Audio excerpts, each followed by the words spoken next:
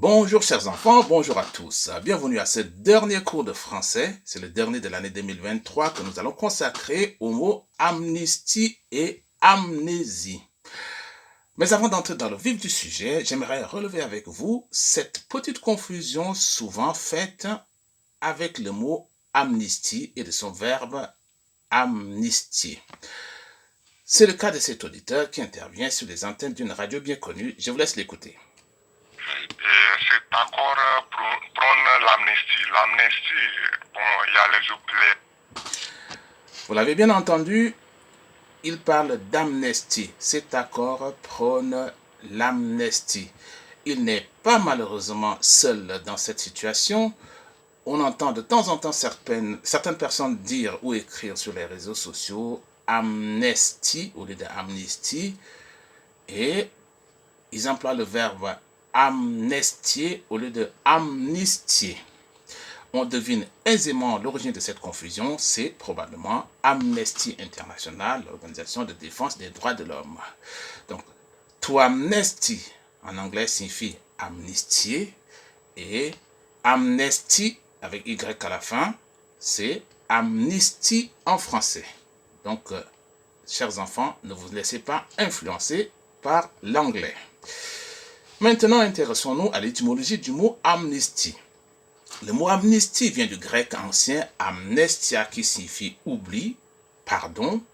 Ce mot est composé de son préfixe privatif a et de mnestia qui signifie mémoire. Étymologiquement, donc, une amnistie est un pardon collectif accordé par un souverain, un roi, un président de la République, etc. Ici, l'oubli de amnistie doit se mettre entre guillemets, ce qui permet de le différencier d'un autre mot qui lui ressemble, c'est l'amnésie. L'amnésie signifie également oubli, mais cet oubli fait suite à une perte partielle ou totale de la mémoire. L'amnésie peut être qualifiée d'antérograde ou de rétrograde. On parle d'amnésie antérograde quand la personne est incapable de garder les souvenirs récents et d'amnésie rétrograde lorsque la personne est incapable de garder les souvenirs anciens. Quelques exemples d'amnésie. La personne qui vient de faire une crise épileptique, crise à laquelle vous avez assisté, si vous lui posez des questions après sa crise, si c'est une crise généralisée, il ne se souviendra de rien. On parle d'amnésie post-critique. L'amnésie frappe également la personne atteinte de maladie d'Alzheimer qui oublie tout au fur et à mesure. L'amnésie est d'abord antérograde.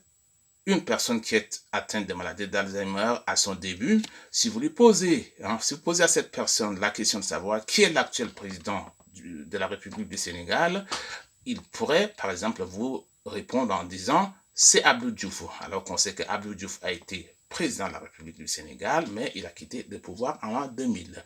Au cours de quelques années d'évolution, si vous reposez la même question à la personne atteinte de la maladie d'Alzheimer, si vous lui demandez qui est l'actuel président de la République du Sénégal, il pourrait vous dire, au bout de quelques secondes d'hésitation, je ne sais pas.